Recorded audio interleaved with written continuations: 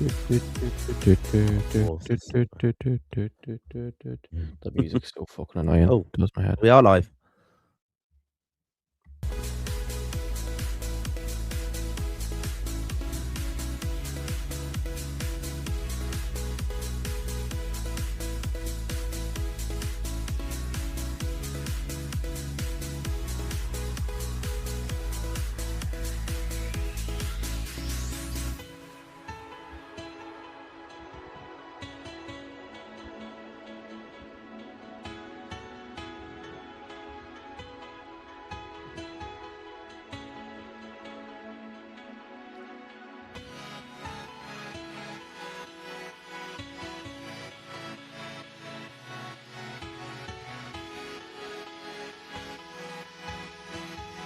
You're watching Lansdowne Raw, the voice of the fans. I'm Martin Prendergast, joined by Conor McAvoy as we catch up on all the latest news in Irish football, including Israel are heading to Dublin, apparently. Owen Eldon's on the goal scoring sheet for Hibernian, and Troy Parrott. Getting bored of this one. Troy Parrott scores again. Welcome to another live show of Lansdowne Raw. Conor, how are you getting on? All good? Yeah, I'm good. Why do you call them? You and Dave both call them Hibernian. Is that not completely wrong? Is it not just Hibernian? Is that not how you say it? I know Hibernian. Hibernian just sounds a bit depressing, doesn't it? But anyway, I'm good. I'm always glad to be back on our Monday night shows, which usually are the most enjoyable. Always great crack. Some always good comments, good debate. I'm sure tonight will be good entertainment, good debate. And yeah, obviously, I know it says a few people have said so far about what the title is we haven't decided Israel are coming to Dublin, or we haven't decided. We're going off what the reports are, and the reports seem to be that it will be happening. But anyway, before we get into that, another good night. Good to see another Irishman advance in the FA Cup, which has been not many going on at the weekend. But yeah, good to be back on. How are you? Yeah, all good, thank you. So I want to hear from you, the Raw faithful, tonight. As we've said out from the outset, we're the most interactive Irish football podcast out there. Lots to discuss. Obviously, we've done our lot. We followed the draw, the Nations League during the week, and not much happened there that we were too bothered about. We've only heard about it constantly since. But tonight, we want to get back to the football. We will obviously be covering the speculation that Israel will be coming to Dublin. We're going to get onto that story straight away. But if you are new to the show, make sure, please, that you have subscribed. Give the show a like as well. You can subscribe to our YouTube channel. And I wish I had a pint of water next to me. Actually, I wish I had a pint of Guinness next to me, to be honest. But yeah, bit dry mouth here tonight. Anyway, if you are new to the channel, as I've said, please make sure you do subscribe. Follow us on all our social media platforms. That's Facebook with Lansdowne Road. We're on Instagram. I think we're on TikTok. We're on everything anyway. So make sure you do follow Lansdowne Raw and have your say tonight on anything you want to chat about. Keep it classy. The comments are all open. We will obviously get to all of those. We'll be covering OBIG, which is where we catch up on how the lads got on over the weekend. But yeah, a great night tonight for Brentford. Nathan Collins obviously featuring for Brentford as they just come off the pitch, basically winning 1-0 away to Macclesfield under Keith Andrews. So the bandwagon rolls on there, and a really good draw for them next. Actually, I think West Ham at the London Stadium. So that would be an interesting one to follow. I think that's 7 and 8. How is it? But that's who they got. Yeah. There's not much Irish involvement left, is there? I know there's a few lads at Mansfield. There's a obviously Doherty at Wolves, but he doesn't not really playing for them at the moment. I'm trying to think who else really Irish involvement left. There's not a huge. No, there's not really. I haven't really looked at the draw. Sorry, I haven't really looked at it, but I don't think. Yeah. So it's not the greatest. It's not the greatest probably teams left, but I'm happy that Brentford should hopefully do well in this next round. And Mansfield, the Irish obviously contingent at Mansfield, McLaughlin, and Joe Gardner, and Ryan Sweeney can have an easy tie against Arsenal, and they'll beat them. Yeah, that'd be great to see. I mean, a lot of people kicking off at Arsenal got an easy draw, but you know, we've got to be in it, and we've had a few shocks already in the FA Cup. So we want to hear from your view if you were watching the match tonight. What do you think of it? Nathan Collins' performance. No Queeving Kelleher, of course, didn't play tonight for Brentford, but yeah, we were trying to follow a bit of that, and as I said, we'll have OBIG coming up soon. But any comments you want to make, please do. We'll get through all those later on. And if you would like to support the show a bit further, you can also buy us a coffee. The link to do so is in the description show notes. And also we have Lansdowne Raw Plus, where for $4.99 a month you get extra content from our good selves here at Lansdowne Raw. So looking forward to 4 weeks out from Ireland taking on Czechia in the first game of, well, it's the semi-final basically of the World Cup playoffs. Looking forward to that. Of course, we're all going to be going over to Czechia, to Prague, and we know that many of you will also be heading there as well. Bit of Irish football news on that. The ticket in, if you are new to it or haven't heard yet, the FAI have delayed till Wednesday, I believe, where they're going to be announcing and letting people know if they were successful with their application. But obviously, huge demand, over 6,000 applications. So that's the latest news on that. But yeah, we're looking forward to tonight's show. And the opening comments we want to say, and we've seen a few comments come in already, is obviously this speculation, and this is our show notes again, the cover. Israel are all set for Dublin. And this was actually in an article today, Mark McCadden of the Daily Mirror. So that's who we're crediting with this, saying The Ireland's Irish home Mirror. game. Irish Mirror. Irish Mirror, yeah, the Daily Irish Mirror is Mirror. different, isn't it? Saying Ireland's home game against Israel is set to be scheduled for a lunchtime kickoff on Sunday, October the 4th. Discussions between the FAI and Gardaí have continued over the weekend following the Nations League draw on Thursday, and both parties have moved closer to a decision on the staging of the game. The pairing of Ireland and Israel in League B3 has thrown up the biggest headache for football and security officials in decades. The initial feeling was that Gardaí would veto the idea of the game being played in Dublin, which would have forced the FAI to find a suitable venue on foreign soil. Only one team has done this since the start of the 2.5-year offensive in Gaza, in which tens of thousands of Palestinians have been killed and cities leveled. Almost a year into the conflict, Belgium played a home league Nations League game against Israel in Debrecen, while Budapest was the stage for their away game. So that was mentioned today. Thoughts on that, Connor? I mean, it's the FAI are under pressure with the Nations League draw the other day. We've seen a little bit of criticism for the FAI, thinking that Paul Cook, the president, David Carell, the CEO, weren't available to the media afterwards. They left Heimer to deal with it on the footballing matters. Heimer spoke very well. We covered that on the show previously. You can go back and listen to that, of course, on YouTube. But it's good to be back to the football, and these games are due to be held in Dublin in our Nations League campaign. I know it's Israel, but as I said, I like to stick to the football. I know it's highly politically charged, but do you think this probably will be something that will happen? Yeah, I think I know we're all probably sick of talking about it already, but I think we've probably decided if something big drops like this is huge news in relation to the game. It's worth talking about. But yeah, I expect it now to go ahead. I think it's the right thing. At least the Gardaí are on top of it anyway. That it's not being left. It's February now. The game's not till October, isn't it? And there's no need to delay it, getting it over and done with. Just get things arranged, get things in place. Because the reality is, we have the biggest game in Irish football in 5 weeks' time. We have the biggest game we played in years. I don't want that being overshadowed by where are we going to play Israel? Not are we going to play them? Leave that till after we win the World Cup, and then we can move on. But yeah, I think it's probably the right thing to do and play the game. You always see it early days is what to do with the Glasgow Derby now these days. They always play it early as possible. They then do a lot actually with the Manchester Derby as well. Getting it earlier in the day, so less time for people to go out drinking to be when people have drinking them.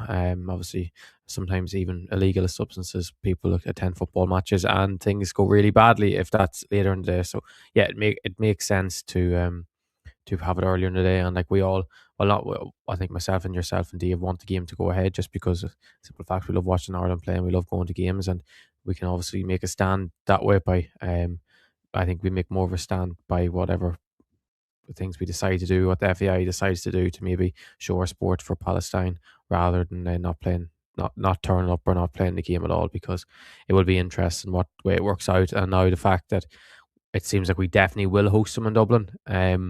Will they host us in Tel Aviv? It seems like they're planning to, obviously, by a Twitter post about out last week, but they never obviously safety isn't I don't think I couldn't imagine away fans will be allowed in for either game unless maybe they're already based in the country. But I couldn't imagine there's any Irish people, maybe unless they're Jewish, based in Israel at the moment, or met that many Jewish people based in Ireland, or maybe Israel fans over Ireland. So yeah, it's going to be a very interesting 6 months, 8 months. It's 8 months to the game, like, so it's so far away, like, so um it'll be interesting how this plays out. I think hopefully, if the Gardaí can say they can manage the game, if they can have things in place to go ahead with the game, I think the game should definitely go ahead. What do you think?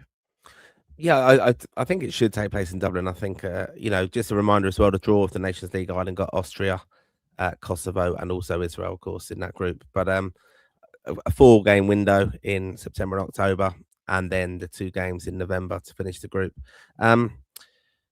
Yeah, look, it's a draw note we didn't want, from a political sense, and I've seen all the government TDs, everyone's given their opinions on this. We've had Brian Kerr speaking on Virgin Media the other night, talking about it and how thinks what way we could make a stand for these things. I think with the game in Dublin, I think there's ways of doing it. We can offer. I believe we can offer assurances on safety for Israel coming there. I think there will be protests anyway. There'll be protests outside that may be kind of lessened in a sense from people who are non-footballing people who want to make a protest about them being there outside the ground. I think, but inside the game and the stadium, we can make our feelings very, very clearly known. I think for Tel Aviv, I think where there's more pressure going to be on the FAI is getting assurances of the safety of Irish players and Irish officials travelling over there. That's something I think that should be taken into account and will be surely. And that's what I'd like to see the FAI kind of speaking to UEFA about. I don't think they'll let fans go in there if that game is in Tel Aviv. It would make more sense for that to be a neutral venue. So it's a difficult situation, isn't it? And But I know I think, Martin, yeah. do you not think, though, if it comes to a stage where the Irish are saying we wanted to be a neutral venue, we want to be a neutral venue, Israel will throw it right back at us and say, well, if we're not getting it at home, you shouldn't be allowed to play at home. But obviously the way Irish people speak about Israeli people at the moment. So I think if one of them doesn't get it at home, I wouldn't be surprised if Ireland aren't allowed to play at home either. But it is a just complete nightmare in terms of arranging a game anyway, isn't it? Yeah. I mean, it is like it's just I understand it completely. We understand emotions are high on this, and you know, just we're going to put a few comments up now. Obviously, Alex getting quite involved tonight just says personally, and I and many others won't be as thrilled about the Israel tie going ahead as you are, judging by your title and thumbnail. Anyway, Israel all set for Dublin. I think we've clarified that. Read the room. I think we've clarified that. We're just reporting what has been reported in the Irish Mirror. Alex, you seem to be in the know that the game will not go ahead in Dublin. You say, I can assure you. Any reports saying this are strategically put out there to quieten down the discourse for the moment, while the FAI and the Gardaí panic themselves.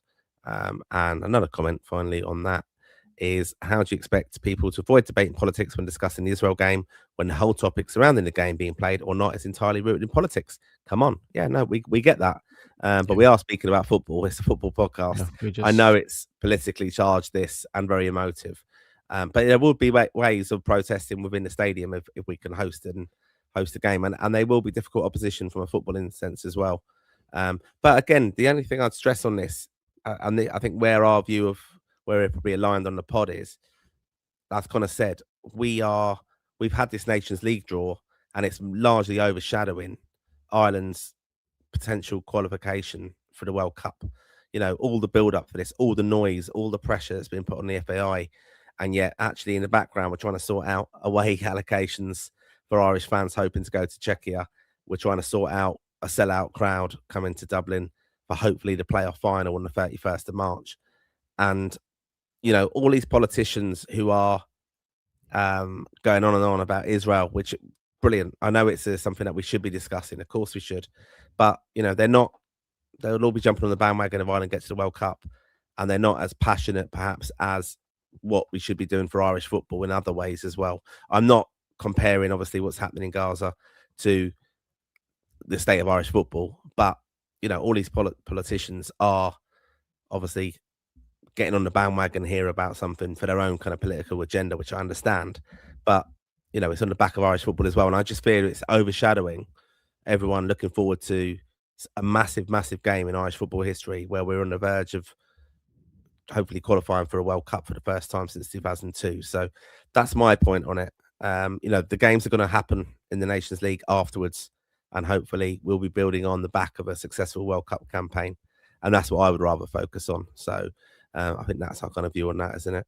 Connor, anything else to add on that? No, I think it's time to move on to the actual football. When nothing against that, but I just think I want to talk about football. Yep. We want to chat about football now, of course. So, any views on any games you're at over the weekend? League of Ireland as well. We can cover that because we obviously do a fantastic show on a Friday. We had a call-in show again, although limited with coverage that you could do, kind of with the 2 games off, of course, which is very disappointing. But good to see League of Ireland back and doing strong. We'll have a couple of words on that. Yeah. Delighted it's back. It's always the best time of year when the League of Ireland kicks back in. Although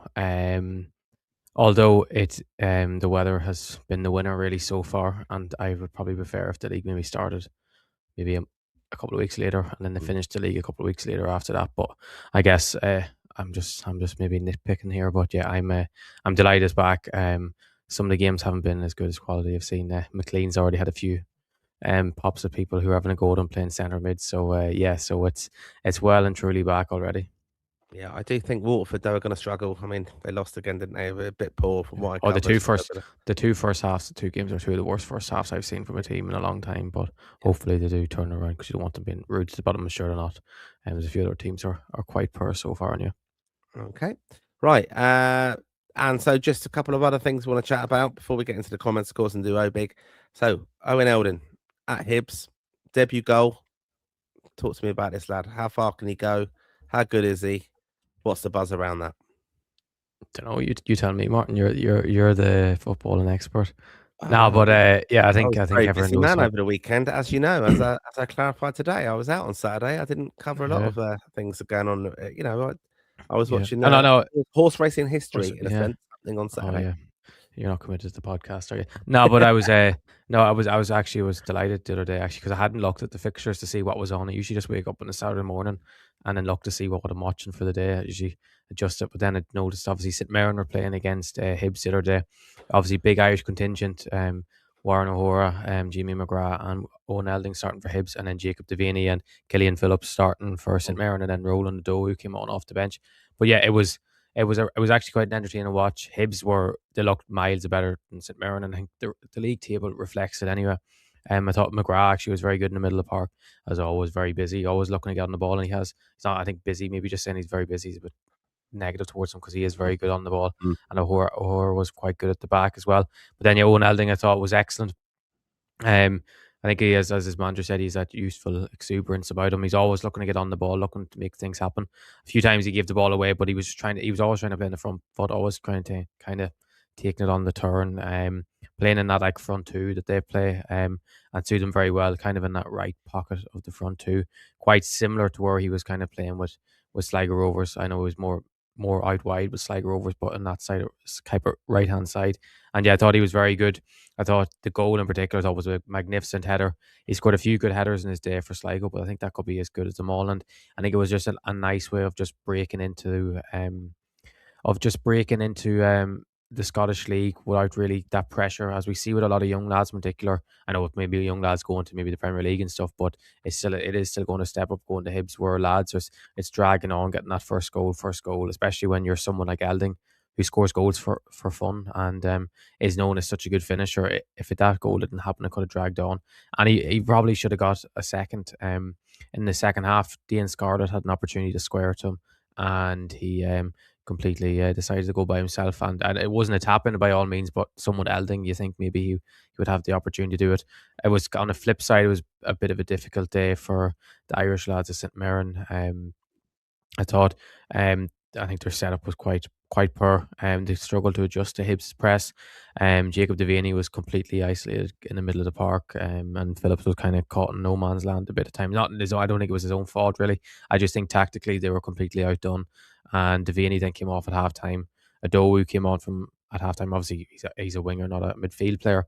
But yeah, it was an awkward one for Devaney. Probably one that Hamer, I would imagine, had an eye on anyway. Just I know I don't think Jacob would be picked for March or anything, but he obviously is seen as someone that could potentially be a future international, go on into the senior squad. But I think probably March will obviously be too soon because I don't know if you've seen Martin. A lot of people are trying to get him called up into the squad for March, but it's very hard for an 18-year-old lad who's only at St Mirren to get called up into the national team for such important games. But yeah, it was a positive game just to have so much Irish involvement, and going Elding obviously was the shine and light in it. Obviously we're still waiting to see about March. I've heard that it's still looking unlikely that the ceremony that he will get his citizenship isn't before March, which is just a complete mess. And I do feel bad for all parties because I just want to see him play for Ireland and represent Ireland and do very well. So yeah, it was a positive game from an Irish perspective, and hopefully one that we can probably see them meet down further down the line, and we'll see more Irish involvement. Oh, just in Scotland, did you see the limbs in the Celtic away end Mate, yesterday? I Well, was this I was that going to was come on. unreal. I was coming on Yeah, to it. I mean, that is an absolutely crazy league. I was just checking the league table there. So they've all played. Well, Hearts have played 27, so have Rangers. Celtic have got a game in hand and are 3 points off it, and Rangers are on 2 points, well, a point ahead of them, and then Hearts are on 57. But it, I mean, it kind of is in Celtic's hands, isn't it? I know there's a lot of permutations. They've got to play each other. Different teams have got to go somewhere, or wherever it is. I think, but yeah, the limbs were incredible, unbelievable. I'm looking forward to that happening in Czechia when an Irish player scores and runs into our 1,024 of us, hopefully in the crowd there in Prague. But yeah, love seeing that, and what a finish! I mean, I thought they were dead and buried in that game, and Martin O'Neill, whatever you can say about him, Connor, and you have plenty to say about him in the past. He just has his knack at that level yeah, of they're on about building a statue to him if he can get this league yeah. title win for them. I think Sean Um, Maloney deserves it, not him. but it was No, but fairness, incredible, wasn't it? yeah, he's doing, in fairness, he's doing a great job. Still don't think he's an amazing modern day manager, but I think he's doing a great job at that level, and fair Mm. play to him. He is another Irish manager, obviously doing well, so you can't take that away from him. And obviously good to see Scales. The big thing is Scales is getting back in and playing every week now again under Martin O'Neill, which he wasn't doing under Wilfred Nancy. So yeah, I think it's a positive it's a positive thing he's back in there. Yeah. Right, we will be getting to your comments, so do keep them coming in. And we will obviously be going to go through Obig. But again, this is a lad we keep talking about, Troy Parrott. He scored again, Connor. AZ, late goals, wasn't it? I think this time. But unbelievable, wasn't he? Just another goal. Yeah. And I saw some great comments from him as well during the week saying, he doesn't want to just be remembered in his career for 5 goals in a 2-game window. He wants to go on and be remembered for what he does in an Irish shirt, and that they means the world to him, of course. So brilliant. I mean, our hopes are high because of his form, aren't they? But incredible. Yeah, I totally agree. Yeah, he's flying, like, and you can tell by his mentality he doesn't want to stop here. Well, he can't, like, because it's not like he's playing in the Premier League and he's achieved all he wants to achieve. He's like what he scored the other night. To make it was 12 goals in the league so far. His most he has scored in the Eredivisie season is 14. So he's not far off it at all, and I'm sure he will go on and break that comfortably this season. I think he will probably want to be near the 20 mark or break it even, because as it is a forwards league as such. It's a league that rewards forwards who score goals, and he hopefully will break that 20 barrier mark, and then we can move on to a World Cup hopefully in the summer and to shine even further, and then you never know what comes from that. But yeah, I think we speak about him enough. He's just an outstanding player. And it seems like he's past the stage of really just being in a purple patch player, or is it just a one season thing where he's scoring these goals? And yeah, we never know how like as we said before, I don't know how good he will actually end up becoming and what sort of level he will reach at club level, because he obviously hasn't been tested at those level of players enough. The only time really seen him have a really the I think the biggest one was the Spurs Europa League 2 legs last year, and I know he missed like one or two one-on-ones, but I think his all-round play and his hold-up play, he dealt with Kevin Danso, who was kind of man marking him almost, particularly for the 2 games, is it was quite impressive. So yeah, I can't wait to see what happens with him now in March, and then moving on to the summer, into the summer transfer window, because it is at the stage like he has. I don't want to say outgrown the Dutch league, because he's only scored 12 goals in it this season, but he's shown that he is ready for that next step. And 23 goals in all comps, and like I know numbers can sometimes be inflated. Like he did score a lot of goals at the start of the season in the Conference League qualifying rounds against teams that have no business really playing against AZ Alkmaar. But yeah, he's an outstanding player, and he is hopefully going to be the difference in us getting to the World Cup or not. But as we do see, like the Czech, you have Patrick Schick up front, who's playing at a higher level, and he's a very good striker. And Hoyland at Napoli, I watched him last night, and I thought he was all right. He put himself about in that game against Roma. I was more worried about that Malin scored twice from Ferguson's point of view. But yeah, he like all these other teams have good strikers, but I feel like if Troy can play to his best, he would hopefully be one that can come in and make a big difference. Yep. Okay. Right. We're going to get on to Obig now, and then we'll get through to your comments. But if you haven't again subscribed already to the show, please make sure you do subscribe on YouTube. It really does help us, and you'll get notifications, of course, when we'll be doing our shows. And you can go back and have a look at all our past episodes and see where I was right about things, and Connor was kind of half right about things, and where Dave was completely wrong about things as well. So you can retrospective look back at our previous episodes, of course. Right, we're going to come on to Obig, and this is it now. The goalkeepers. Okay, Quivin Kelleher didn't play tonight for Brentford in the Cup. Max O'Leary, 45 minutes in a 3-1 loss versus someone. Josh Keeley, 90 minutes versus 3-1 loss versus Cardiff. And Mark Travers, an unused sub for Everton. And Gavin Bazunu is still out injured with Stoke. And that's the goalkeepers. Yeah, disappointing for Josh Keeley. 3-1 loss there against top of the table Cardiff. Anything of note from that one? I don't know. I don't know if you've seen his save at the last second of the game against Callum Robinson. It was unbelievable. It was some save by him. He did also get a boot to the head, which didn't look quite nice in the game as well. But yeah, he is obviously, Josh Keeley's doing very well. Yeah, Mark Travers didn't have a game. Bazoon, who's obviously injured. Kelleher wasn't in the squad tonight, which was expected. And Max O'Leary, they lost 3-1 to Norwich. I don't know why I forgot to put Norwich, but he came on at halftime. I don't know whether Griffiths got injured or not. I didn't really look into it. I just seen he came on at halftime in that loss, which obviously results with West Brom at the moment are quite underwhelming, and hopefully they can get out of the mess that they're in. But yeah, it's O'Leary's obviously time at West Brom hasn't gone to plan whatsoever so far. Okay. And Quivin obviously didn't play tonight. We knew that. So yeah, trying to testing times. But we'd march around the corner. 3 goalkeepers will be picked for that, won't they? So yeah, it's a good opportunity, I think, for Keeley though. So hopefully we'll be following that course. Right, here comes the defenders. Robbie Brady played for the under-21s for Preston this midweek. John Egan, 90 minutes in that 4-0 loss versus Chelsea in the FA Cup. Seamus Coleman, no game for Everton. Nathan Collins, 90 minutes in a 1-0 win versus Macclesfield this evening for Brentford. Matt Doherty was an unused sub for Wolverhampton Wanderers. Joshua Honohan out injured at Lincoln at present. Jake O'Brien, no game for Everton. Andrew Omobamazeli, 90 minutes in a 2-2 draw versus Marseille. Darragh O'Shea, 45 minutes in a 1-0 loss versus Wrexham. Liam Scales, 90 minutes in that 3-2 amazing comeback win versus Kilmarnock. James Abankwah, 90 minutes in a 2-2 draw versus Preston for Watford. Jimmy Dunn, 90 minutes in a 3-1 loss versus Blackburn for QPR. Callum O'Dowd not in the squad for Ferencváros. Mark McGuinness, an unused sub for Sheffield United.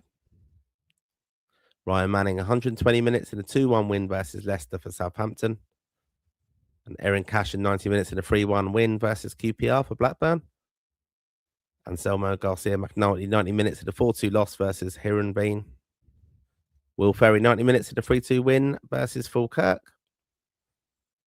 And Corey Ndaba, an unused sub for Lecce. And that was your defenders. Corey Ndaba actually came on tonight. He played 10 minutes. Oh, okay. They beat Calgary 2-0, so he got 10 minutes. I just forgot to update that one at the end. So yeah, 10 minutes for him. Well, I don't think that's nothing to write home about, but good to see him probably get more minutes is what you'd say. Yeah, quite a quiet weekend, Martin, for the defenders.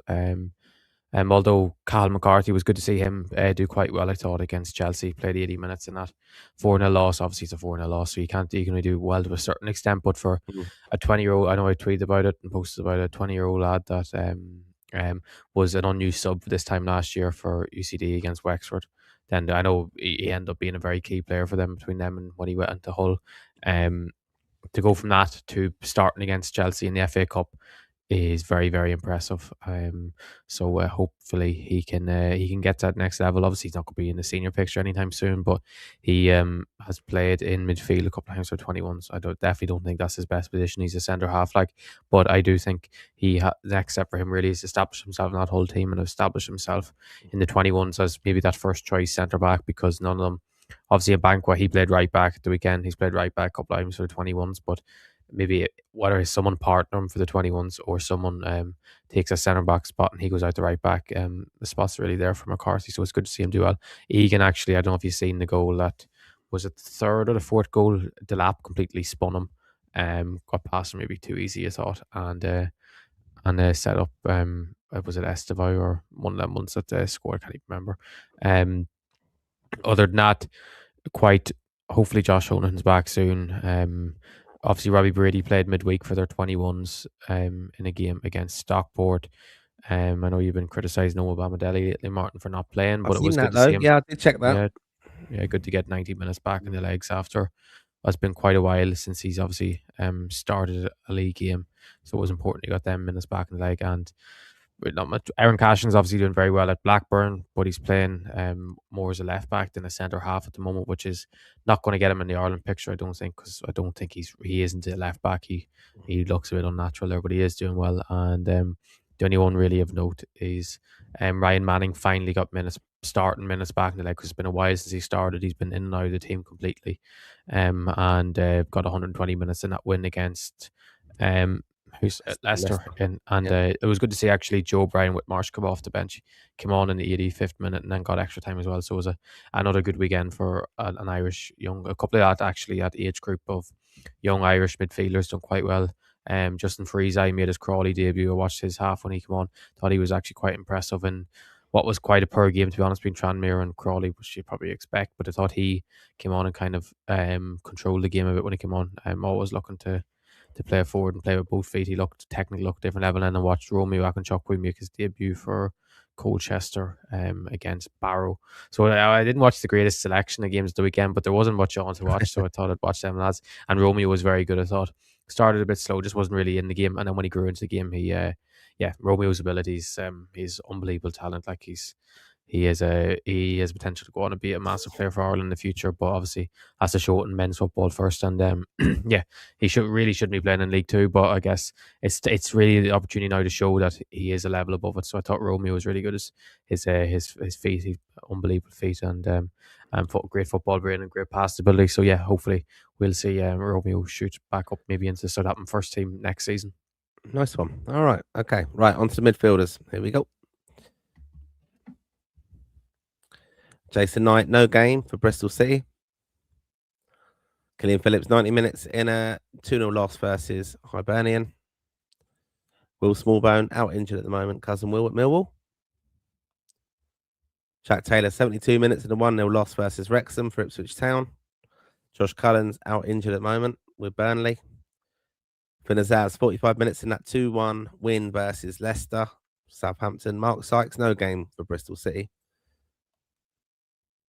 Jason Malumbi, 12 minutes in a 3-1 loss versus Norwich for West Brom, who continues to struggle. Andy Moran was an unused sub for Preston North End. Jamie McGrath, 89 minutes in that 2-0 win versus St Mirren for Hibernian. Alan Brown, 59 minutes in a 3-1 loss versus Coventry for Middlesbrough this evening. Boston Llewell, King Boston, out injured at the moment for Stoke. Connor Coventry, no game for Charlton Athletic. And Joe Hodge, 62 minutes in a 1-1 draw versus Albersa. Jacob Devaney, we've added him to it. 45 minutes, 2-0 loss versus Hibs. And that is your midfielders. So we've added a few new players in there now, Connor, which you were demanded, which have been delivered. Finn Azaz, though, 120 minutes. Was that half-time change then, yeah? Oh, sorry, did I put 120 minutes? I Oh, no, maybe you meant put more. 45 minutes. He played first half, Yeah, didn't he? no. Come off. No. What? He came on with Oh, was it he played the half an hour plus. He okay. came on the 75th minute. 75th minute he came on. Sorry, I probably should have premised that, but yeah, came on in the 75th minute and then came on in that win. So yeah, obviously they were going to rotate with that massive squad. They have a huge squad Mm. with thing. I know someone we've hidden or Dave has hidden on iPick is John Patrick. He actually started for Stad Rem at the weekend. His second start or first start in the league all season. No, sorry, second start, and he got hooked at halftime. So not a good weekend for him anyway. Even though he got back in the team, which is probably worth mentioning for because people always love to hear what he's up to. Yeah, quite a quiet weekend. There's still a lot of injuries. A lot of lads having no games. I've obviously spoke about Jimmy McGrath. Alan Brown obviously won Championship Player of the Month. It was great to see, well deserved. And the interesting thing, it looks like he's definitely getting called back up, but his manager did said he hasn't played him centre midfield once. It's been either right back, right mid, um, obviously in behind the striker, or at wing back either. So I know a lot of people speak about calling him back up and possibly starting him. Like I still think I only think he's a right back at international level. I think right back's his best position. Just I don't think he offers enough in midfield, but he's doing very well and definitely deserves a recall to the squad. Mm. At least obviously Joe Hodge is building up the starts. Obviously he only played 62 minutes, but he's building up a rake of starts at the moment. And yeah, other than like it's a pity Andy Moore didn't play at the weekend, but I guess he's trying to break into a pressing team that are doing quite well at the moment, and it'll probably take a few weeks before he becomes a regular anyway. Just I know he played for the 21s midweek and got a goal and assist in the game he played, so he obviously and anyone knows how good he probably is at training. He's probably absolutely brilliant, and sometimes the championship doesn't reward players like him. So hopefully we'll see in the next couple of weeks we'll see Andy Moore start to shine again. Yep. Okay. Right. We're going to come on to the strikers and then we're going to get on to your comments. So keep them coming in. Anyone you've seen, anyone you think we might have missed, or anything you want to ask us, keep the comments coming in and we'll get to them just after the attackers. Here we go. Fessia Basele was not in the squad for Istanbul. We're going to have a little bit of a chat about that later on. Evan Ferguson out injured, still with Roma. Alameda out injured at Swansea at the present as well. Casey McAteer, 84 minutes in a 1-0 loss versus Wrexham for Ipswich. Troy Parrott, 90 minutes. Don't need to say anything more. Another goal. Fantastic. Sammy Schmodix, 88 minutes, 2-0 win versus Swansea. Sinclair Armstrong did not have a game for Bristol City. Mikey Johnson, 90 minutes in a 3-1 loss versus Norwich. Rocco Vata out injured for Watford. Tom Cannon, 45 minutes in a 1-0 win versus Portsmouth. Sheffield United. Chidozie Ogbene was not in the squad for Sheffield United. Tyler Goodrum out injured at the present with Oxford United. Adomo Amaku, 25 minutes in a 1-0 loss versus Sunderland for Oxford. Johnny Kenny, 25 minutes in a 1-1 draw versus Lincoln for Bolton. Owen Eldon, as mentioned previously, 64 minutes and a goal on his debut against St Mirren. Lennox Alley, 90 minutes in a 1-0 loss versus Sheffield United for Portsmouth. And that is your attackers. Right. Pretty depressing weekend, wasn't it? Really, other than Elding kind of saved the day, didn't he? If it didn't get Dave to add him in, it would have been very depressing, wouldn't it? So many injuries. Obviously, Yeah. Smodix made his Derby debut, which Hamer spoke that he was at Ipswich last week, and there was no real mention of him. I guess you can believe him or not. I'm sure that he has to have asked someone what went on there. I'm sure he knew anyway. Obviously, big that Troy got the goal. A lot of lads didn't have. I know Bristol City were meant to be playing Port Vale on Saturday, but they got called off because the pitch wasn't playable, unfortunately. Other than that, Festy not in the squad. Something's obviously going on behind the scenes. I know you said to us earlier, Martin, about players in Turkey not getting things not going away, and I do think probably something has happened behind the scenes that I know he's removed all mention of Istanbul Başakşehir from his Instagram and stuff. I know the move fell apart to Wrexham because of Istanbul's point of view. It wasn't Festy. Festy wanted to move happen, and so did Wrexham. So he probably wishes he was playing in the championship right now. Or the Epic Cup. Yeah, it's quite disappointing for him, isn't it? Yeah. Other than that, obviously, Sorry, I go know on. he's not on it anymore at the moment, but it's sad to see. Obafemi has picked up another ankle injury at the weekend and is undergoing surgery this week and will miss the rest of the season. So obviously you didn't think he was going to get in the Ireland squad anyway, but any chance he does of getting in the Ireland squad is as good as gone until next season anyway. And it's going to be tough for him because he's out of contract with Burnley in the summer. He'll obviously leave them. Like, where does Mm. he going to, like, loads of League One clubs and stuff with him? But we know with his talent, he can play at a higher level. And I think this, 6 months would have been the chance to prove he can play at a higher level still. So it's probably set him back another maybe season or 6 months in his career. Millie Ali keeps starting with Portsmouth anyway since he's joined. Doing really well with them.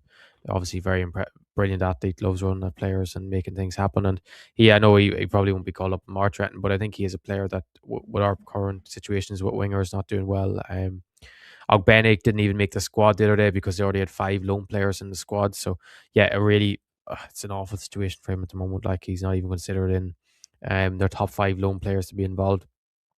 Andre Brooks, who has been starting over him anyway in that position out wide, scored a 90th minute winner against Portsmouth. So, like, he's not going to get back in the next couple of weeks anyway. And like, he will be picked for Ireland because he is such a key player for us. But we want him playing weekly, and especially when he was out injured for a while, building his fitness back up, playing week in, week out, which he's probably not going to get unless Brooks get injured. And yeah, other than that, Tom Cannon is still really is struggling with Sheffield. He was hooked at half time the other day. And it was good to see Johnny Kenny obviously make his debut for Bolton against Lincoln, where Jack Moylan stole the show again with another it's a world class finish. He's on the form of his life at the moment. I think he'll only get better, sort of player that I think come Nations League he'll be playing in the Championship next season anyway. Whether Lincoln go up or not, he's just with a player of that ability. And Lincoln are a club that if they make the profit on a player, if they can, they will. And yeah, they will make plenty of money on him, and he'll be playing the Championship. And that'll automatically, and it doesn't mean he'll get picked for Ireland, but he'll be in considered at least, rather than the moment he's not going to get considered. But yeah, and actually Jack Bonham, who was an Ireland underage international, made 9 saves I think in that match, got a 10 out of 10 rating on SofaScore. So obviously I didn't watch the match back, but obviously he had a brilliant game and goal. So it was a lot of lads maybe at a lower level impressed me this weekend rather than the lads playing at the highest level, because maybe a lot of lads didn't have a game. Ferguson, still we don't know what the situation when he's going to be back. You'd hope he'll be back in the next week or so. But I don't know, Martin, did anyone really impress you over the weekend? It was quite a Didsy scored again. Oh, yeah, Shock, I think he's flying still. In add fairness, him but to it. yeah, the only worry I have is will um will Conor Howerton lose his job soon at Barnsley, because they're scoring goals but they're conceding more, and that's the problem. They can't seem to hold on to results and keep winning. So I would worry what the situation is going to be like there long term, because I don't want to see. And as David comments there about Aaron Ochoa, I forgot he was starting tonight for Malaga's first start in the league tonight of the season in the second tier of Spain. Really, really good young player, technically brilliant. And obviously, I spoke with him last week. I was watching him last week. Really good, low center of gravity, technically brilliant. I think he's definitely one will be called up to 21s in March. I think he's a cert to be called up to 21s in March. There's a few lads I think will definitely be called up to 21s in March, promoted maybe from younger age groups. But I think yeah, he's obviously one, and if he does really well with them, he could continue breaking. But I say, you just sometimes lads it takes time. Aaron Ochoa might take a few years before it does. And obviously it came out today. I forgot to mention Vinnie Leonard from Dundalk Yeah. has signed for Norwich City, a club that has a great pathway for young players. Particularly, we've seen in the past with Ida. Omo Bamidele is probably the best example of Vinnie Leonard, two centre halves coming over from Ireland that see themselves going on and be a future first teamer. I believe he's picked Norwich over a couple of other English clubs that are very good level academies, because they've promised that he'd be training with the first team. So yeah, he's going to go to a really good club. Obviously, he's going to do quite well this season, you'd hope, with Dundalk until the end of the year. Playing at a higher level than he was playing at last year was brilliant in the under 17 World Cup, I thought. Not just really just for his defensive ability, his ability on the ball is top notch for Mhm. a young lad, especially coming out of Ireland, obviously, because we have a lot of disadvantages going against us for young players. But yeah, he's a brilliant young centre half, and I think sky's the limit once he gets over to England with Norwich. So yeah, it's going to be a exciting few months, especially for young players, because a few more young players obviously have got out on loan this month, and we'll get to probably show how good of a players they are.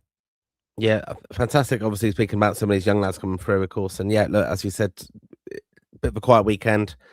just because obviously FA Cup action, less teams playing, games called off as well. But you talk about young players there. And I think this is important to kind of reference like Troy Parrott. It's a fantastic interview. If you can get it, it's on the Independent. But I think this is just emphasised why we need to be a bit patient on this because with some of these young lads, because he was saying like how he was talked about as the next Robbie Keane. He goes, that's just the way football is. Someone is doing really well at underage, more expectation comes. There's calls for him to play. He's not happy. This is what he's saying, to ever be called that anymore because he says that Mourinho really helped him. In his development when he was 17 or 8, when I was 17 or 18, I probably thought I had all the answers, but I hadn't a clue. And then you could read and stuff and think, yeah, maybe I should be playing. And then you don't actually know if you're ready or not. I only played a couple of times off the bench for Tottenham. So if I was ready or not, I actually had no idea. I felt ready, but I don't think I was. I don't think I was physically developed enough to be playing against the big centre halves in the Premier League. But obviously, I just wanted to play. I was really smashing it underage in the academy. But looking back, who knows? I didn't really get too many opportunities to play. But I think of all those experiences I've had, have kind of molded me into what I'm becoming now. I think that's brilliant. He speaks really glowingly of comparisons even with Harry Kane, how they were trying to develop him there. Mourinho as well. He speaks about that. But we're seeing Troy now develop and playing at a very high level, of course. And this is where we have to be patient again with Ferguson. Lads grow, bodies are growing and things. I'm going to put up this comment straight away here from Rory. It's a really good point, I think. With lads who are getting muscle injuries, you have to look at the player at times. Then Dembele couldn't stay fit at Barca, and their trainer said he was the worst pro ever who grew up and won the Ballon d'Or. Sometimes it just does take time for players to click or adapt to their bodies. I'm a lot older than a lot of our viewers, I'd imagine, but Ryan Giggs had awful trouble coming through, and that was very early days of sports science, even with Giggs' on or off the pitch breakthrough. Both, turns out. A lot of groin strains, apparently. No, hamstring injuries, but they basically found out it was to do with like these low sit cars. Like he had this car, they got rid of the car, and that was to do with his like where he was sitting in this car and low, and the muscle strains and things like that. And look, that was Ryan Giggs at 17, loads of hamstring injuries, and then kind of discovered yoga towards the end of his career and other things as well, as Connor, that you just alluded to off the pitch, perhaps kept him going and motivated as well. But yoga kept his body very what was it? What would it be? What's the word? Supple. So that he could, and his muscles were all relaxed and everything like that, and that kept him going. So you do hear of players like that. They do understand their bodies eventually. You got to understand as well. I think he's more. I do think he's more. I think he's more referring to maybe Obafemi and that, because obviously he's No, I think he is. I think it's more. Yeah, and I do think someone even like Ferguson is probably more. Ferguson as well. It's another one. Because obviously Obafemi has spoken even himself. He did an interview with Ethan for Smars a couple of weeks, or was it last week or 2 weeks ago? Saying about that he knows he could have done stuff better himself. So I think even with Evan, I think Evan's obviously everyone says he has a very good attitude and stuff, and obviously there's little things a kid, obviously when he was 17, 18, maybe he didn't do the extra bit of activation work and stuff, but like he's still a kid, and he still is a kid really in football terms now. But I'm sure like once he gets over this batch of injuries, we'll see him grow into the player we all think he will be. But yeah, it is like, as Dembele is probably a great advantage. He used to always, everyone used to say he had breadsticks for hamstrings, and look at him now, he's going on, won a Ballon d'Or and is one of the best players in the world. So yeah, sometimes it's just one little click or a different environment, or working with different physios or different strength and conditioning coaches just work perfectly with some lads. But yeah, hopefully we'll see even like Obafemi get over these injuries. I know the ankle ones can sometimes be a freak one, depending on where you twist it or not, but I did see someone did comment that he had hurt it the other day on the game, and it looked like he was ready to come off, and they made him stay on for an extra 10 minutes and play for an extra 10 minutes without taking him off. And then it obviously got worse after that, which is not what you want to hear when you see a lad obviously out for the rest of the season, and you think, oh, if he had been taken off, maybe he might have only missed 4 or 5 weeks. Like, yeah, of course. Yeah, right. So here we go. We're going to come on to your comments. Here we go. Right, thanks again for watching this evening and joining in. Most interactive Irish football podcast out there. And just a reminder, please make sure you have subscribed to the show. Right, we've had a lot of chat already this evening about Israel speculation, whether it should be played or not. We will obviously get through some of those comments as well, but a few just going back through some of the early comments in the show. And here we go. Thoughts on Zeffy going to Serie C, says Ali Tommy 8115. What do you reckon? As long as he's back playing football, that's all that matters at this stage. Okay. And do you have any news on Boston? 6 weeks announced, but Rep Tracker says it might be 4. There we go. Yeah. No, are you giving your inside information to other people, Connor? No, there was no ISCs. My sources say he will be back in 4 weeks, and he is ready. He'll be ready for March because that's all. That's all that matters to him right now is being ready for March, and does not know where His Mark debut. Robbins got, and does not know where Mark Robbins got 6 weeks out of. It's a big confusion where he's got 6 weeks out of. Maybe he wants to scare Halgrimson and keep him out for longer, so then he doesn't have to go away with Ireland. Okay. Rory also says he didn't even know that Serie C was a thing. Was always only Serie A and B on the FIFA games. That's some fall from grace for him, sure. He was talking of town and everything, and now he's down there.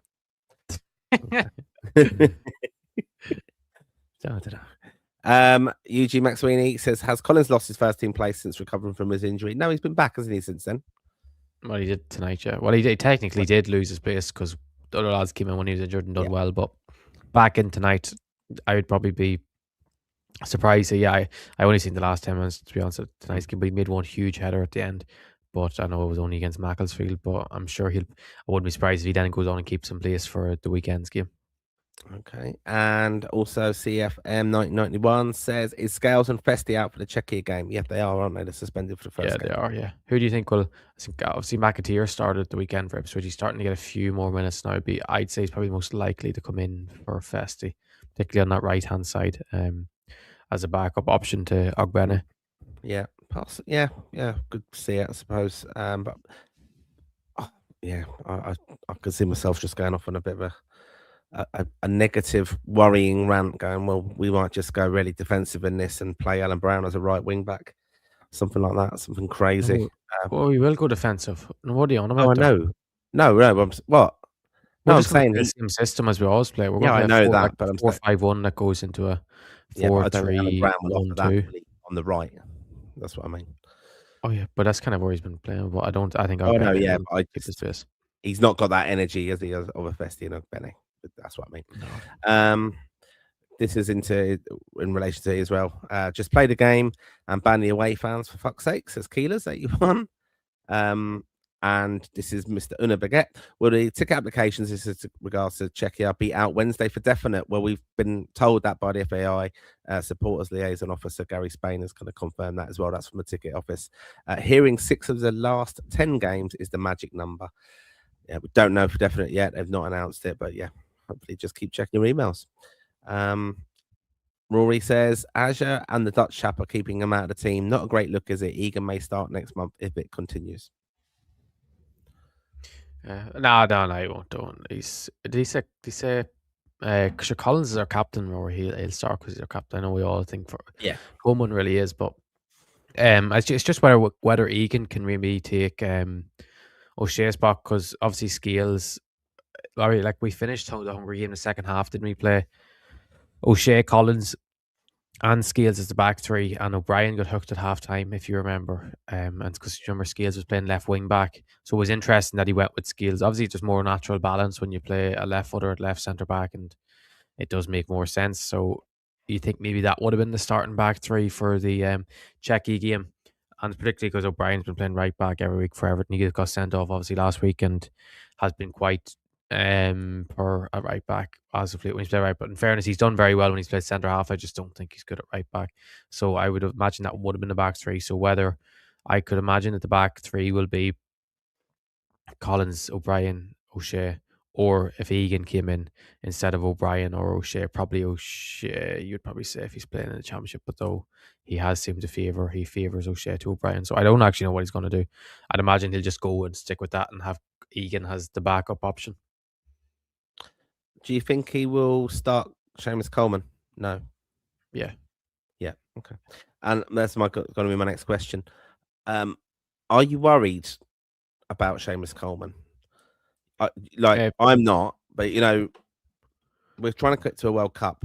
Is it really for Seamus Coleman get us to the World Cup? Because how I can't see Seamus Coleman being able to play consistently at the World Cup. Is it his goal just to get us there, basically? And he will go in the bigger squad anyway. But surely is there an argument that we've got to start thinking long term who is No. actually replacing Seamus Coleman? I know everyone knows I speak about when I think young players are good enough and if they're shown they're good enough in no matter what even like level if they're playing at. So when Boston was in League One with Fleetwood, it was obvious he was good enough to be in the squad or be called up. I thought he should have been picked. But no, I don't think not in March anyway. I just think you start Coleman and you have I think Alan Brown is a backup wing back option to him. That's what my first opinion is on it, and I just think it's silly not to think that because how good he is. He wasn't playing with Everton anyway. The reality is he's still training with them every day. He's not like he's missing training and he's not Yeah, involved at all.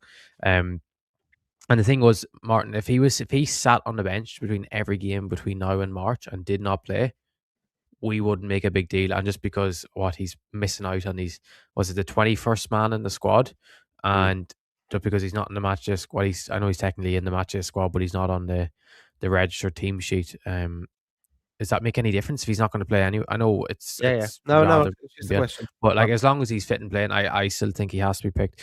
And obviously, we still haven't had someone really break through as a natural right back in a while. I know Festi is more of a wing back. And a few other options just haven't like Sam Curtis is still finding his feet in England, and a few other lads are still doing the same. So yeah, maybe in a bank one in the future if he keeps playing at right back. Although I still think he's better as a centre half or better in a back three on the right side. But yeah, it'll be interesting. I just think we can't look that far ahead. To be honest, Martin, it's too soon. okay. Tony in LA, good to see you on, Tony. Hasn't been on for a while, but caught up on some old episodes. Why have none of you been talking about Oshin McEntee? He's having a great season. Hope you're all well. Um, no, he is doing very well at Hearts. The only pity is he's from Cavan, unfortunately. But yeah, he's doing very well at Hearts. I believe he break his collarbone the other day, or he done something that he had to get his arm in a sling after. I hope he's all right. But yeah, I just don't think he's good enough, or not good enough is not the word, ready for the senior team yet because he's still a young player. But I just don't know because he's played a lot of positions this year. He's played in midfield, he's played at right back, he's played at centre half. He always came through as a centre half and played a bit at midfield last season for Warsaw. Has played a bit midfield this year and right back mainly. I just don't I just don't see him at this current moment in time being an upgrade on anyone in our position. I think the lads in midfield are better than him in midfield, and I think the lads at right back are just like I said, your Coleman, even an Alan Brown. I think are better right backs than him at the moment. Even Matt Doherty as well. And I think like he's more in that Jacob Ryan mold where when he plays at full back, he looks like a centre half playing full back, and it's not that natural. But he is, in fairness, I know I'm making him sound like he's a bad player. He's a very good player, having a great season. I just think it's just not yet to can really consider him for the Ireland squad. If Hearts win the league or something, and next season he's playing the Champions League, I think we could have a different conversation. But I just don't think he's shown enough yet. Okay. And AX2672 says Israel have no ground to stand on at all when it comes to deciding where the games are played. In most ties they play, the opposition plays at their home stadium and they have to play in Hungary. And Mr. Una Baguette also says played in Chisinau too. So Alex also comments, if they raise that point to UEFA, it's completely irrelevant. We have to remember we aren't the ones committing a genocide. Don't Okay. disagree. Don't No, disagree. I X. disagree. Just obviously we reported that the Irish Mirror speculating that there would be a midday kickoff basically on Sunday, the 4th of March, when Ireland take on And obviously Israel. Or take on. it came out in the Times that governments, senior figures in the government have suggested that it will be moved to a neutral venue, from Pat Leahy in the Irish Times. So it's obviously conflicting results or reports from elsewhere. So you don't know what exactly will happen. Hopefully it's decided. I wouldn't mind if they even say we'll put this on hold and deciding until after Yeah. Czechia anyway, and then we can move on. But yeah, I want to focus on. I know it sounds horrible, but I just want to focus on football at the moment. Yep. Okay. Keeler's 81 says, do you think any of the League of Ireland players will be in or around the squad in March?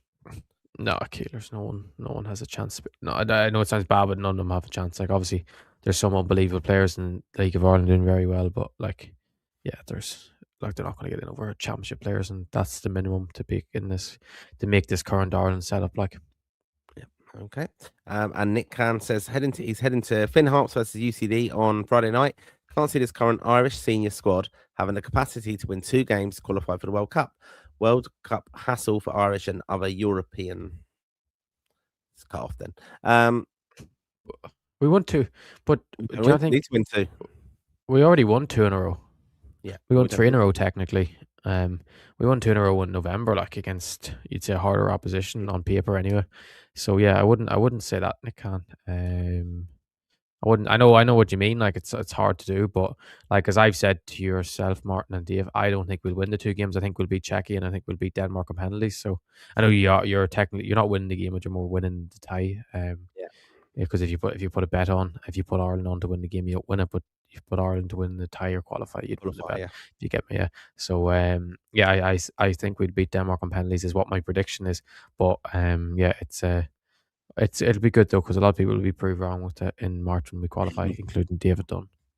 Yep. Okay. And AX2672 says Andy Moran isn't playing at Preston. He obviously has just joined them recently. Another hype job player or what? Is it what I've just said there? He's just played. He's just joined, isn't he? The thing is, his hype is fully deserved. As I've said before, he's the best underage Irish player I've seen. And no matter what happens in his career, that doesn't change the fact that he was like people act like sometimes your player is just that good and sometimes it doesn't work out. But I still think he's going to go on to be a very special player for Ireland in the coming years. Sometimes it just takes time, and it will take time from the break into Preston, who are doing very well at the weekend, or at the moment. Sorry. This is Nick talking about Festi. Says Festi's not making the squads for Basak Sia, and now has removed all his social media posts about the club. Something's not right there. Needed a January move badly. Can't see him getting called up in March. Yeah, we spoke about that a little bit on earlier. Festi, yeah, we hope he's well. I mean, he's in Turkey. I was chatting to the lads earlier about this. I've been listening to a podcast with John Joe Shelby. Well worth a listen on Under the Cosh, and saying how when he went to Turkey, he wasn't paid for months on end. So I'm going to speculate and say it's probably something to do with contractually. That's just my personal view on that. It's happened before in Turkey as well. It's a bit of a nutcase place.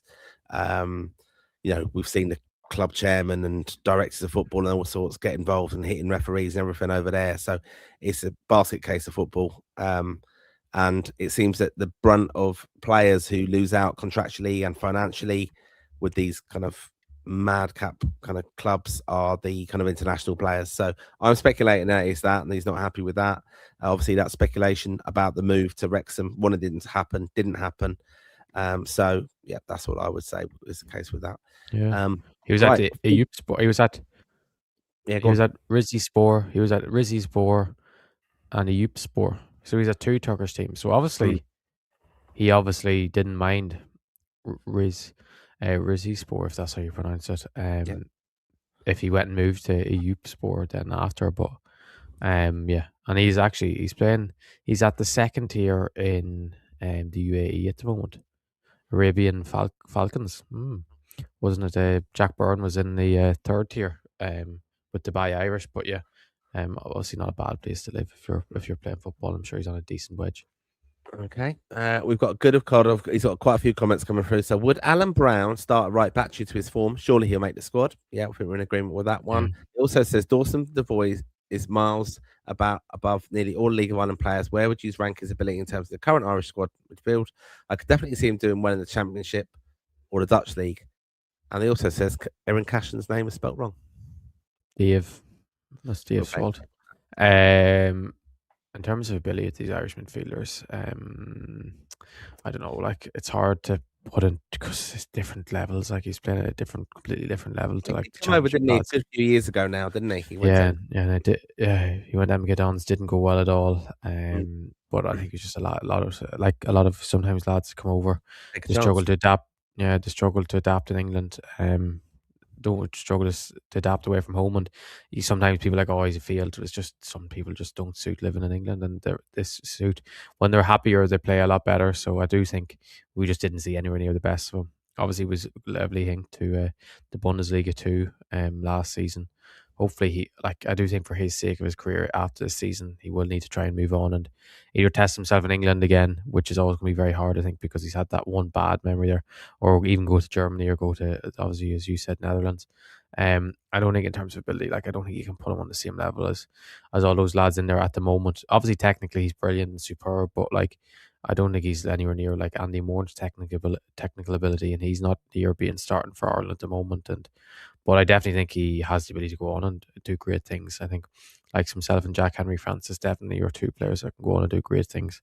I do think in their career, but it's just so hard to compare. Because obviously on the eye he looks a lot better footballer than your Jason Malumbi. But I think if Jason Malumbi played in the League of Ireland, he'd look a lot better technically than what he looks when he plays maybe for Ireland or plays for West Brom. So it's a really hard one to compare. But he's a magnificent footballer. Yep, no, I agree with that completely. Hopefully, yeah, it works out for him if he does get a move, of course. Yeah, he's a player I did follow. I saw him play for Bowes against Waterford a few years ago now, and then he moved. So I did keep an eye on him. But, and I think it's a bit like Gavin Kilkenny, someone like that who's unbelievably good technically. He's stuck in League Two. But in terms of technical ability, he's obviously up there as good as anyone in the Ireland squad, but he's managed to get himself in League Two, and it's very hard to get out of once you're in it. Okay.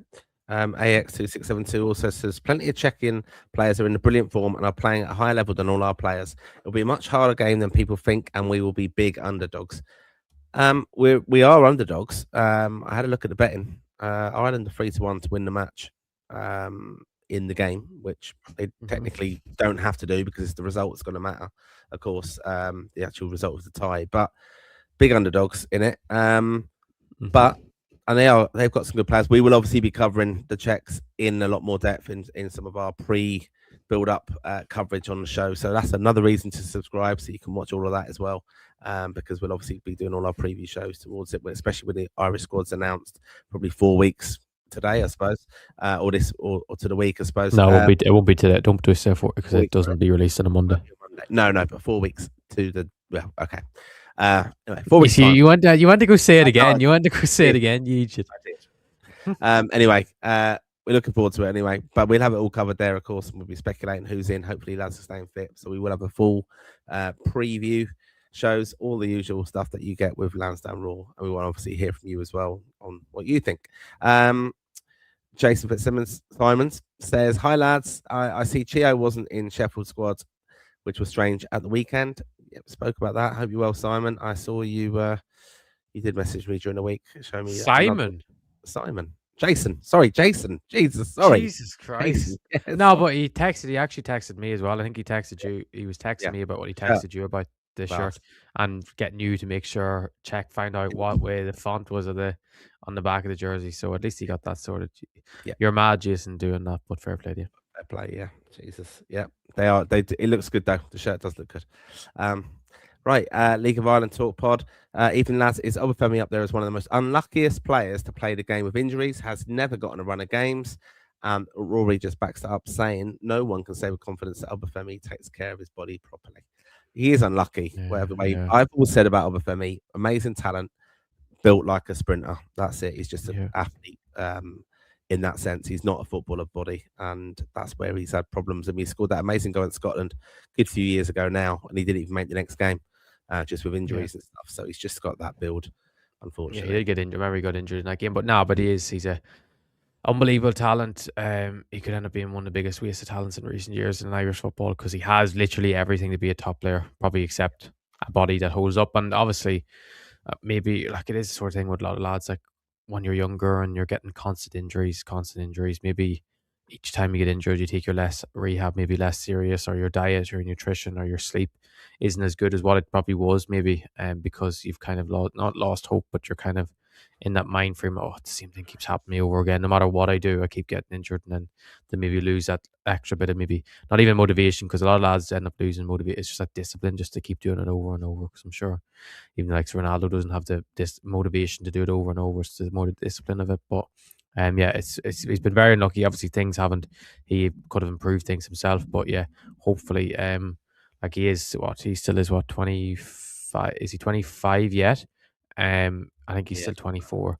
But hopefully, if if he goes a full year now after when he recovers from this without getting an injury, then that could be a big turnaround to his career. Like, Yeah. Okay. Nick says Malik Ali was class. Portsmouth unlucky to lose that game. That was obviously over the weekend.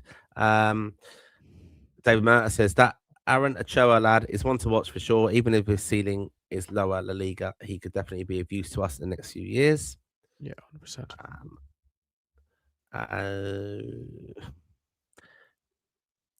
What's that? How's your name? How do you announce that name? Do you want to read that one? Monty Selleck. Yeah, Monoshelic. Is it Mono? It's like Monica Selleck. You think we should look at Josh Key from Swansea or Liam Kitchen at Coventry? Not Josh Key. He's not good enough. Liam Kitching's very good, but are they going to bring in a lad like that? And if he's playing in the Premier League quickly next year's season, yeah, then he has a good he has a chance coming in. But at the moment, I don't think he'll be looked at really. Okay. Daniel266 asks, and he is a Raw Plus supporter. The real question is, who is Connor's source? Connor, you don't reveal your source, but we don't doubt you. Rory says Scales was awful for the goal on the weekend that Schmeichel got the dogs abuse for. He is shite. Shoot from anywhere if we play them in March. Okay. Thanks for the advice, Rory. Oh no, and then he's saying Schmeichel is shit. That is. Yeah. Oh, he is. He's gone to dogs. Yeah, he's gone. Yeah. Jeez, he could. And he went with, I think, for me, it looked really weird, that lob.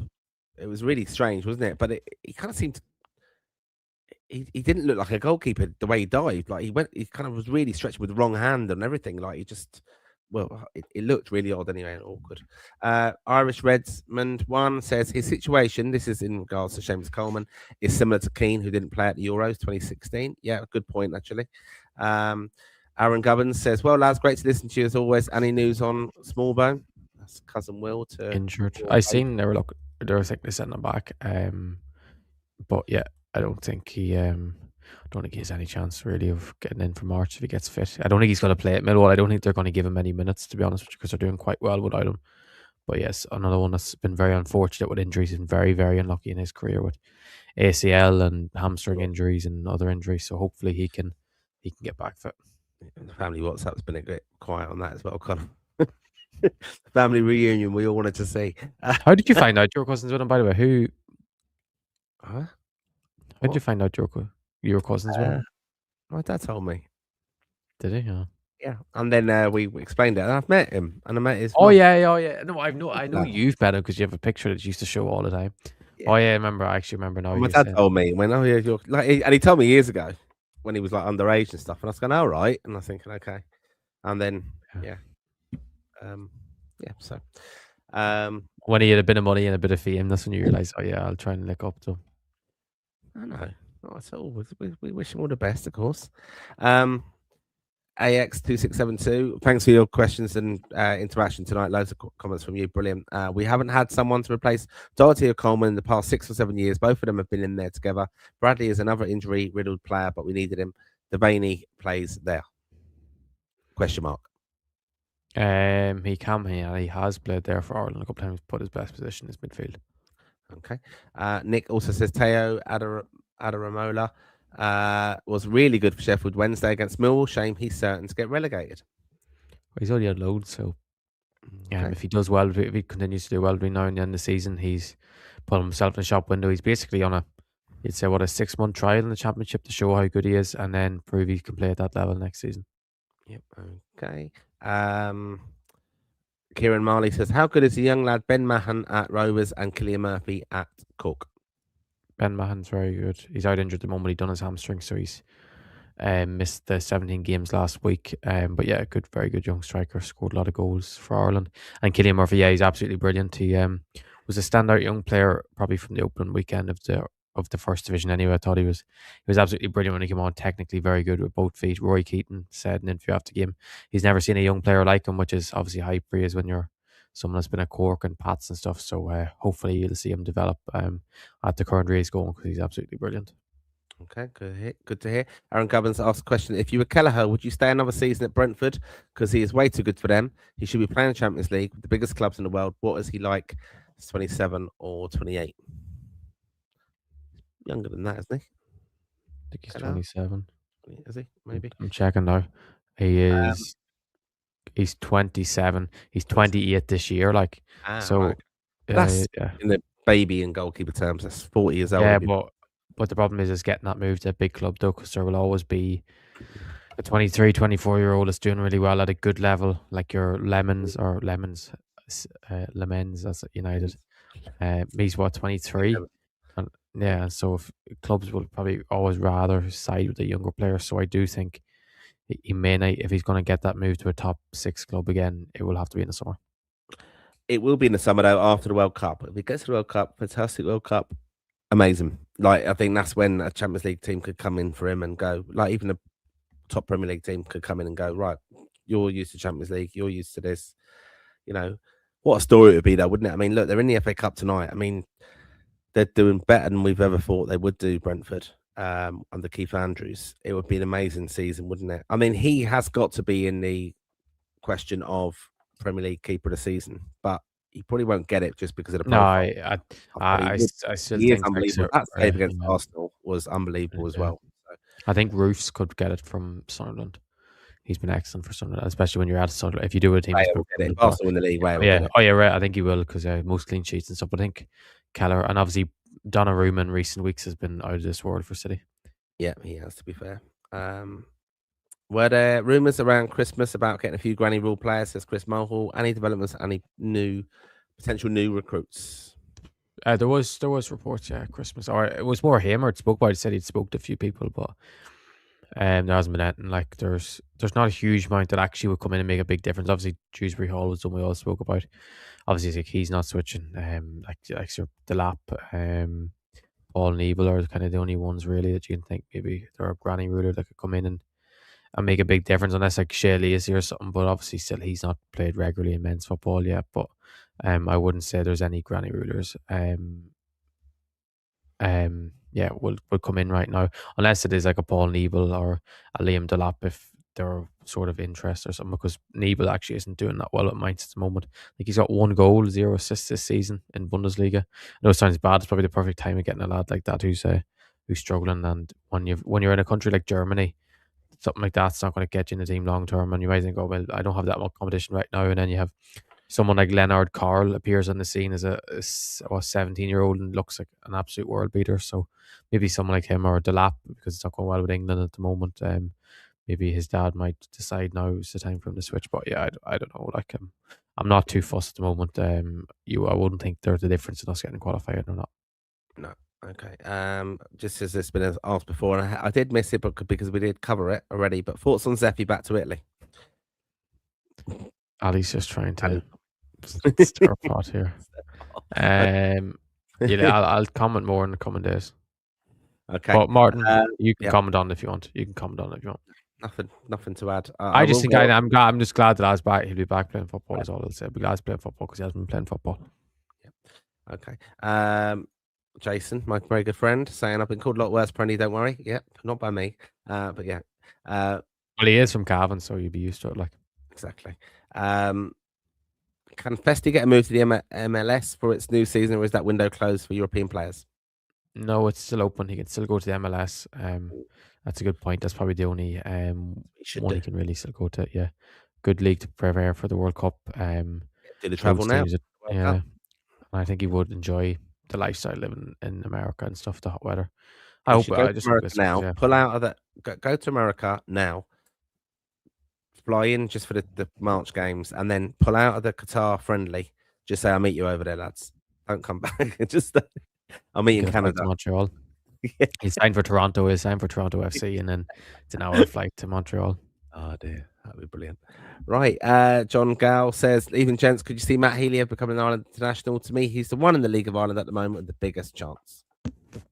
No, I don't think so. To be honest, John. To be honest, he obviously does. He's a loads of ability, and he could go on, but I just don't think, for international football at a senior level, I don't think he will. To be honest with you. And it's great to see so much League of Ireland questions tonight. So I'm going to give a little shout out to Friday night. Join the lads. And John's a regular on it. John's a regular on it. So that's where you ask all your questions on the League of Ireland. A fantastic interactive show we have there where you can actually call in and speak to us as well. So I've done it already. Yeah, I think I was the first ever caller on the show, Connor.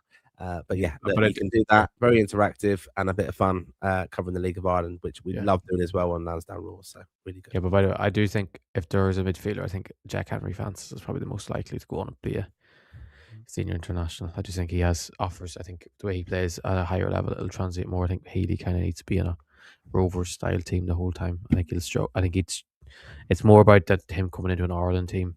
I just don't see where his strengths would be effective because we wouldn't have the ball really. Yep. Okay. Um, Aaron Gubbins says the English will overrate Trafford too. I think Uh, he's on about James Trafford. I do feel bad for him. I don't know if you've seen his interview the other day after the match because he played the FA Cup game and obviously he signed for them in the summer expecting to go back and be in the number one and then they signed Donnarumma all of a sudden. And he was saying yes. he didn't know they were going to sign Donnarumma and you can tell he feels like he's been hung out to dry, which in fairness he probably has.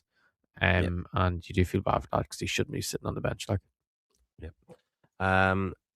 AX2672. Egan Riley doesn't get games at all in Marseille. Will he declare for Ireland? I'd say he will. Just going to go on a few others. yeah, He also says Sirkin should give up on England too. There's plenty ahead of him. Can't even play for Sunderland. A couple of players on Egan this. Riley, yeah, Egan Egan Riley. Riley.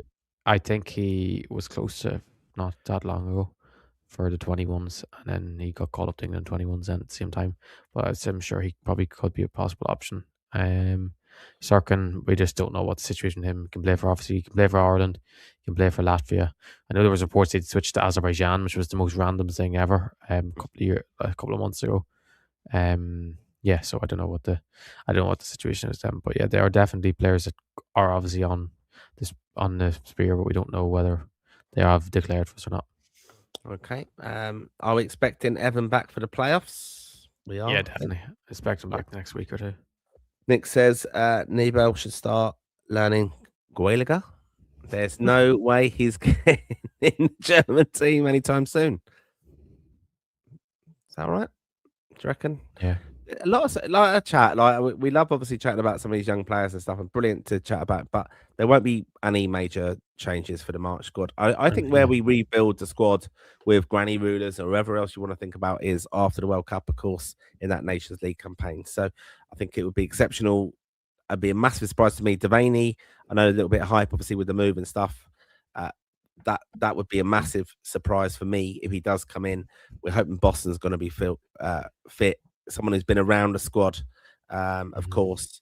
I mean, it is what annoys the hell out of me is, and I've said it on this before many a time, is that John Joe Patrick Finn played in Luxembourg above Boston. I know Boston came into it late, but still, he's just gone away from everything now. And Andy Moore, And Andy Moore as Andy well. Moore sat the bench as Yeah, well. At the, crazy.